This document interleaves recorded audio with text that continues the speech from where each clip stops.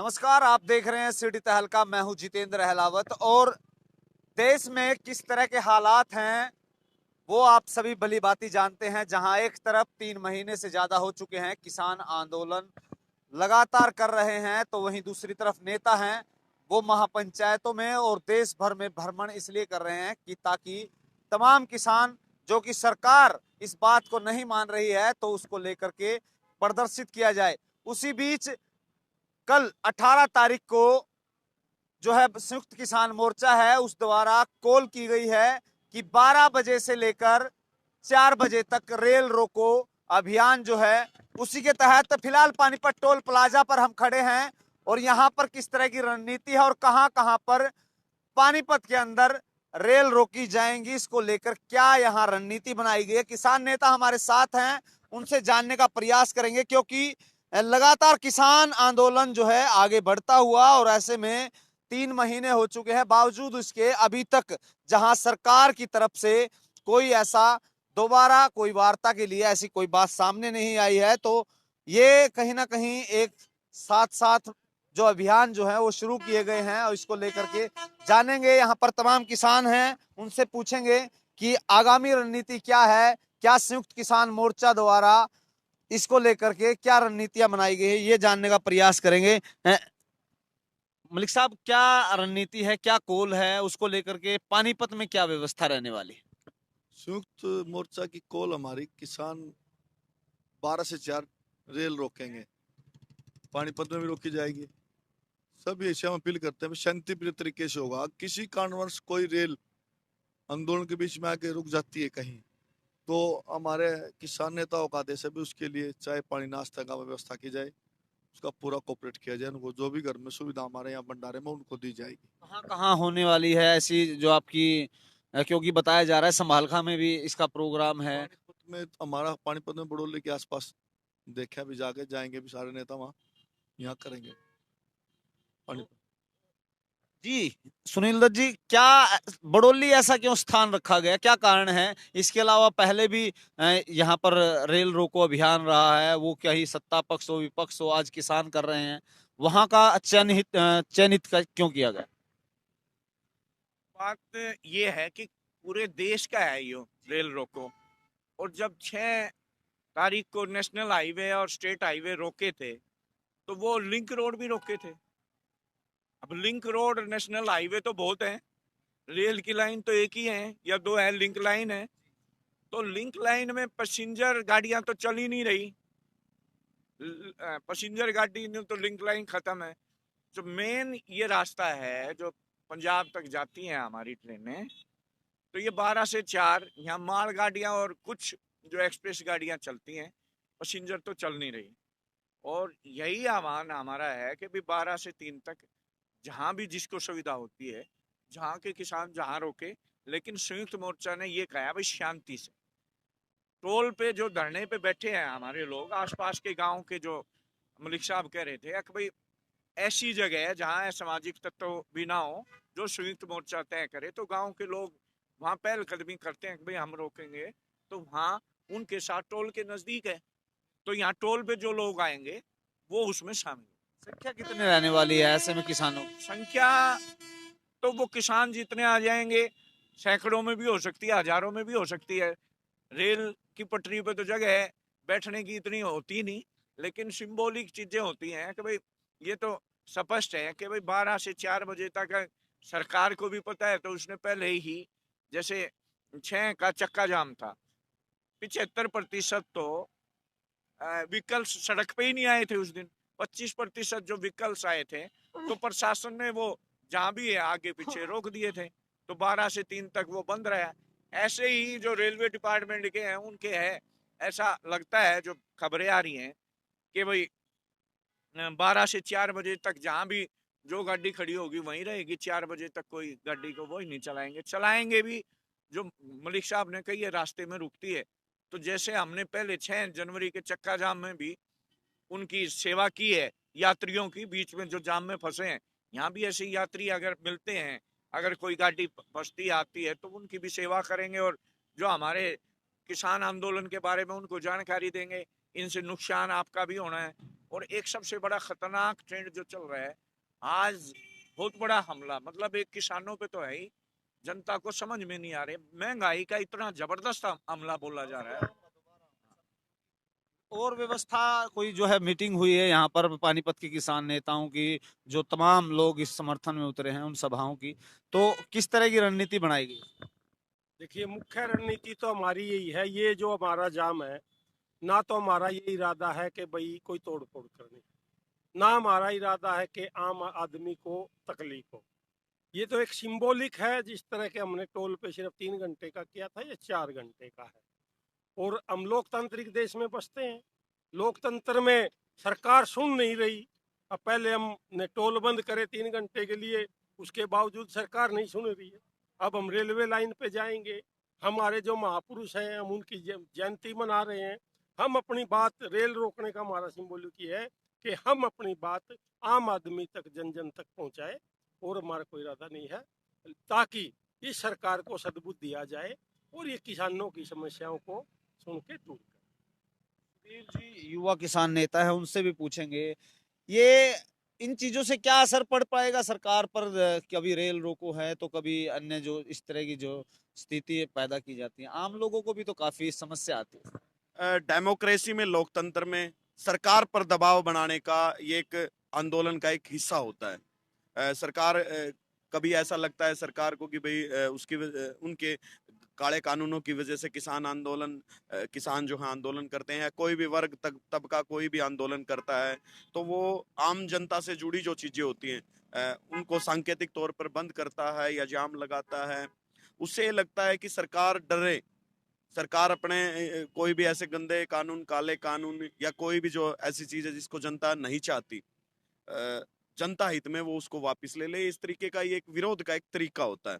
वैसे तो सरकार मानती नहीं, सालों साल आप बैठे रहो, सालों साल बहुत सारे ऐसे देश में ऐसे भी क्रांतिकारी हुए हैं जिन्होंने 30-30, 40-40 साल लगातार आमरण अनशन किए, भूख हड़ताल किए, तब भी नहीं मानी है। तो सरकार को झुकाने के लिए, आंदोलन को और तेज करने के लिए ये आंदोलन का एक चरण का हिस्सा होता है। और दूसरी बात, पानीपत जिले में जो पानीपत शहर का जो टोल टैक्स है, यहाँ के जो गांव लगते जो किसान हैं, वो कल बड़ौली में जो रेलवे ट्रैक है जो दिल्ली से उधर कटरा जम्मू कश्मीर तक जाता है, हिमाचल जाती है जो रेल, वो रोकेंगे। वहीं मैं आपको बता दूं, हालांकि जो है मालगाड़ियां तो चल रही हैं जो राज्य के अंदर से जो वैसे रेल गुजरती है, जैसे पानीपत से जींद जाती है, ऐसे में पानीपत का वो जो ट्रैक है उसको मतलोडा जो है रोका जाएगा। 12 से 4 बजे तक मतलोडा में भी रेल रुकेगी। और दूसरी आपको बता दें कि इधर हमारी अभी बात हुई थी इसराना मंडल के लोगों से, वो इसराना लाइन जो पटरी है जो पानीपत से रोहतक जाती है, वो भी बिल्कुल 12 से 4 तक किसान वहां रेल रोकेंगे। मैं ये बता रहे हैं सर कि कोई भी हिस्सा पानीपत के रेल का कोई भी रास्ता, रूट ऐसा नहीं रहेगा कि जहां किसान उसको नहीं रोकेंगे। समालखा में भी हैं, मतलोडा में, मतलोडा मंडल के जो हमारे ब्लॉक के प्रधान हैं उनके नेतृत्व में वहां भी रेल जो है रोकी जाएंगी। पानीपत में एक जगह नहीं, कम से कम 4 जगह किसानों द्वारा, कम से कम 4 जगह सांकेतिक तौर पर रेल का जो है चक्का जाम रहेगा। तो यहाँ लगातार आप देख पा रहे हैं किस तरह से जो है पानीपत में किसान नेताओं द्वारा रणनीति बनाई गई है। सवाल दूसरा है कि आज किसान आंदोलन चल रहा है, जब भारतीय जनता पार्टी विपक्ष में होती थी, वो चाहे राज्य स्तर पर हो या केंद्र में, तो उसको लेकर के जो आंदोलन हुआ करते थे, जो उनके सांकेतिक, वो भी उन्होंने भी रेल रोकी हैं, उन द्वारा भी लगातार जो है रोड जाम किए गए हैं।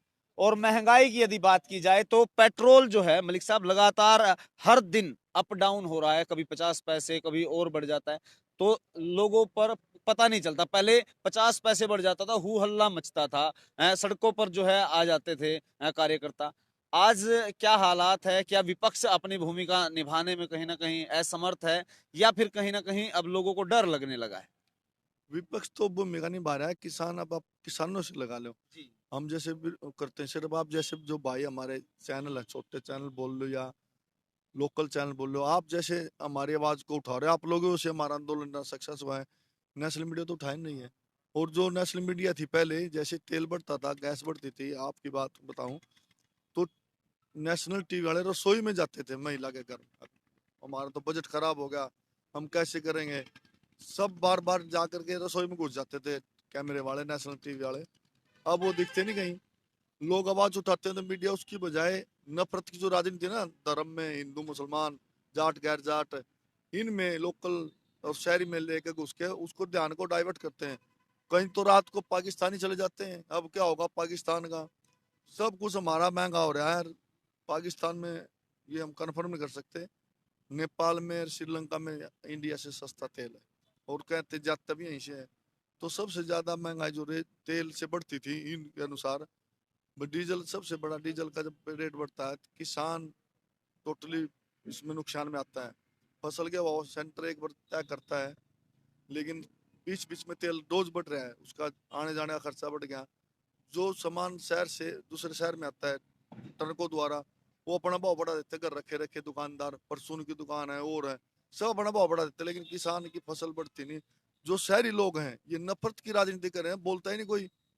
सिलेंडर बढ़ गया, तेल बढ़ गया, और जितनी चीजें सब महंगी होगी, लेकिन अब नहीं बोलने का मतलब, नहीं सोचते हैं भाई समाज इसका मतलब कहीं ना कहीं टूट चुका है, उसमें गुंजाइश ही नहीं है। तो जब पेट में कुछ खाने को ही नहीं होगा, लड़ाई तो भरपेट होने के बाद लड़ी जाएगी। लेकिन लोग, गरीब आदमी अलग अलग है, कोई धर्म पे कोई कहीं पे नहीं, कि लोगों को बांट दिया। आगे तो मेरी कोई आफत आती है तो सोचते ये आप लड़ेंगे किसान, दूसरे की आती है तो लड़ेंगे। अब मंदिर का चंदा मांग रहे हैं, मंदिर का चंदे की जरूरत ही नहीं, हमारे गांव में मंदिर है, बहुत अच्छा मंदिर है, हम तो नहीं देंगे चंदा। हम तो अपने किसान भाइयों को देंगे, गरीब कोई लड़की गांव में शादी, उसकी शादी में सहायता करेंगे, कोई पड़ोस में गरीब आदमी बीमार हो उसकी सहायता करो। हम तो ये अपील करना चाहते हैं। मैं काफी लंबे समय से देख रहा हूँ, आप मजदूर किसान कमेरे की जो है आवाज सड़कों पर उठाते हैं, लगातार आंदोलित भी रहते हैं, कोई भी इस तरह की बात आती है तो आप अंगरंग पंक्ति में खड़े मिलते हैं। लेकिन आपने औरों के भी आंदोलन देखे होंगे, आप देखते थे कि जब भारतीय जनता पार्टी विपक्ष में होती थी तो वो जो है गले में सिलेंडर की बात हो या प्याज की बात हो, तमाम चीजें कपड़े उतार करके वहां पर यहाँ पर आंदोलित रहते थे। आज लगातार जो है महंगाई बढ़ती जा रही है और कोई आवाज उठाने वाला नहीं। ऐसे में क्या लगता है, कहाँ जो है कमी लगती है आपको इस तरह की आवाज में? एक तो मैं ये कहना चाहता हूँ कि जो पेट्रोल डीजल के नाम पे जो लूट है, कोरोना काल में सबसे सस्ता पेट्रोल डीजल जो कच्चा तेल है वो सबसे कम था।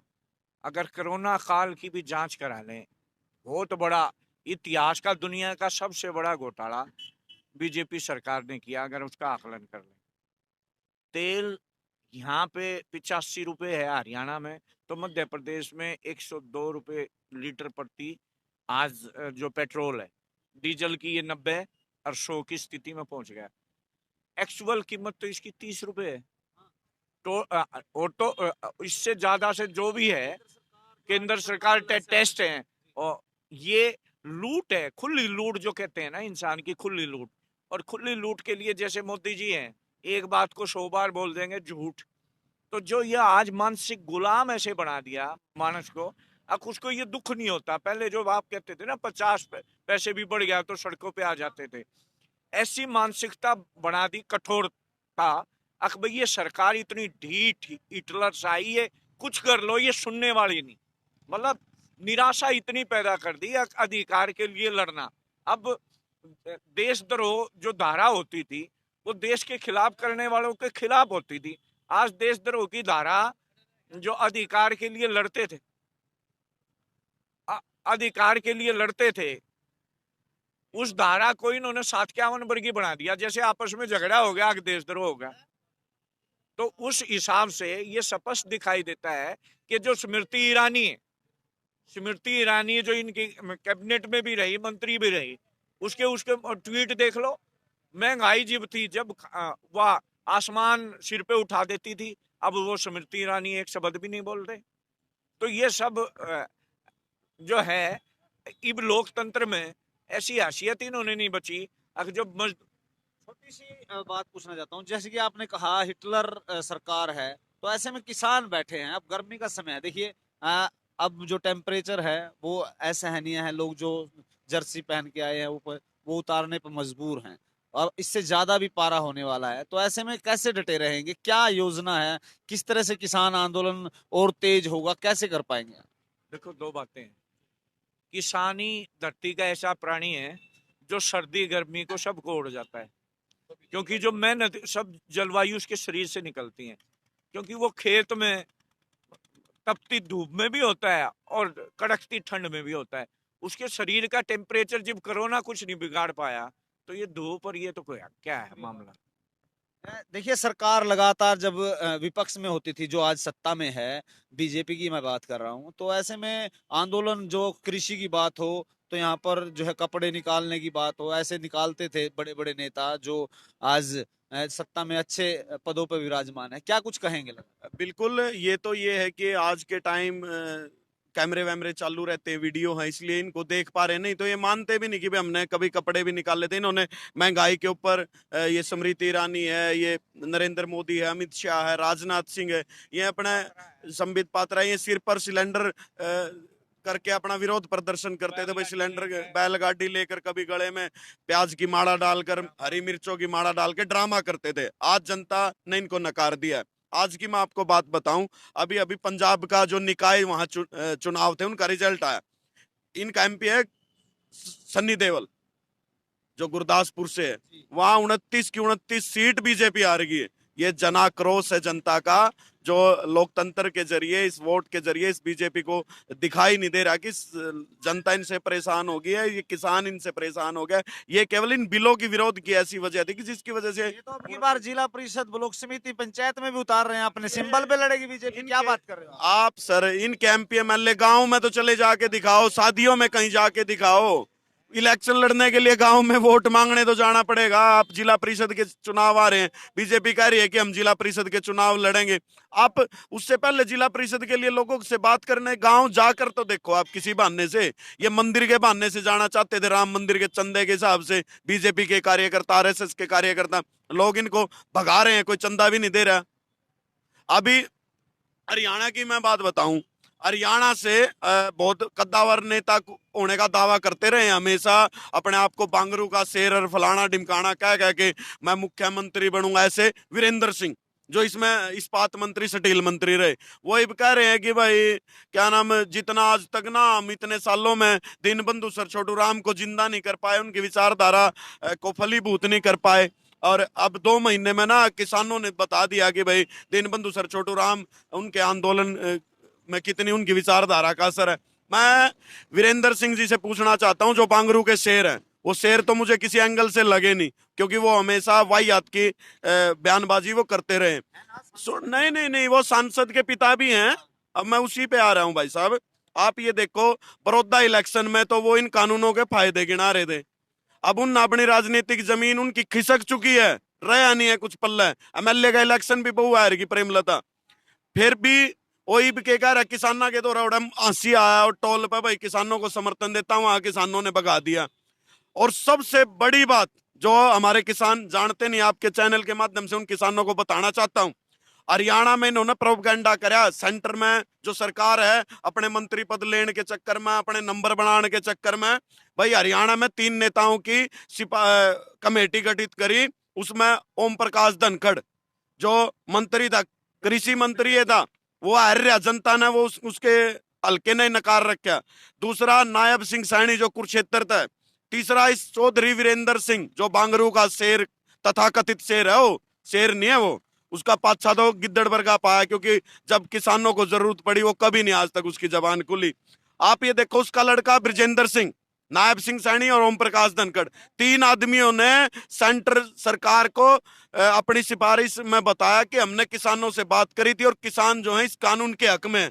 और उसका बाप यहाँ आप सोच रहा है कि टोल टाल टैक्स पाएगा, पहले भी काम करते रहे, बॉलीवुड समझ रहा है। आप ओम प्रकाश धनखड़ की बात करें, वो तो पहले भी किसानों की लड़ाई लड़ते रहे। राष्ट्रीय अध्यक्ष था ना वो, सुभाष बराड़ा, अनिल विज, ये नांगे होगा अपने ऊपर के कपड़े का तैर का स्वामीनाथन आयोग और इतने रुपए क्विंटल गेहूं, उसके सारे सोशल मीडिया पे दिखे इनके फोटो। ये किस चले गए? ये लोग हमेशा जो है किसानों के खिलाफ रहे हैं। इनका तो इतिहास ही किसानों के खिलाफ है, कमेरे वर्ग के खिलाफ है, दलितों, वंचित, पिछड़ा, उपेक्षित, उपासित, शोषित, ये देश की जो मूल निवासी है, जो देश की असली जनता है, उनके खिलाफ तो ये पार्टी हमेशा से रही। इनका तो इतिहास है ऐसा, बहुत गद्दारी भरा इस इतिहास। किसान आंदोलन अब कब तक कहां तक जा सकता है? ये क्या अनुमान है? अभी आप बात पूछ रहे थे गर्मी की, आपको बताया था पहले, ये कह रहे थे कि सर्दी इतनी पड़ेगी किसान उड़े थे भाग जाएगा।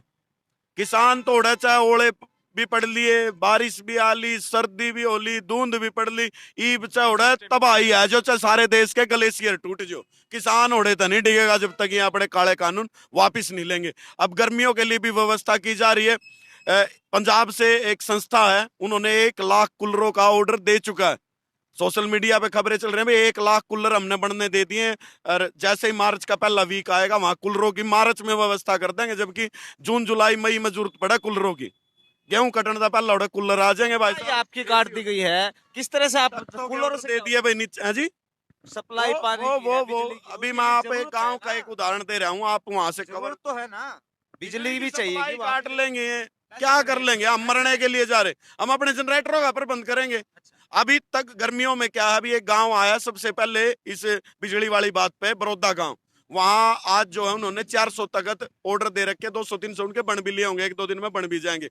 उन्होंने कहा कि भाई हम तख्तों की सेवा देंगे, एक तख्त पे 2 आदमी सो सके, आदमी सोने की व्यवस्थाएं हो जाएंगी जितनी जरूरत पड़ेगी, और बिजली हमारी गर्मियां में काटेंगे तो अपना जनरेटर तक कूलर चलाओगे। आंदोलन को टूटने नहीं दिया जाए, किसान चाहे उसके लिए हमें कुछ भी करना पड़ जाए। पैसा कहाँ से आ रहा है इतना पैसा? ये तो फिर इसका मतलब यही हो ना, बड़े जमींदार है, सरकार कह रही है ठीक है। सही क्वेश्चन करे आपने भाई, पैसा किसानों के पास कहां से आ रहा है? क्योंकि सबको पता है किसानों की जेब में पैसा है ही नहीं, इसलिए तो सवाल कर रहे हो आप, क्योंकि किसानों को सदियों से लूटती आई है सरकारें। लेकिन किसानों के बेटे ऐसे भी तो हैं जो किसानी से अलग उद्योग में, व्यापार में, कहीं और कामों में जो सक्सेस हो रहे हैं, वो किसान विदेशों में भी हैं। वो किसानों के लिए चंदा जुटाएंगे, उसके लिए क्राउड फंडिंग होगी, कोई दिक्कत नहीं। सर्दियों में नहीं हमने कमी आने दी, वहां लंगरों ही कमी नहीं आने दी, तो ये कोई वो नहीं। हालांकि क्वेश्चन ठीक था आपका, भी किसान कहां से लाएंगे? किसान के पास तो है नहीं पैसे, लेकिन किसानों में भी कुछ तो है 1-2% जो इनकी नीतियां समझ गए, यहाँ से चले गए थे दूसरे देशों में, जिन्होंने मेहनत करी, वहां से वो बेचारे अपने मेहनत की कमाई बेचेंगे यहाँ, कोई दिक्कत नहीं।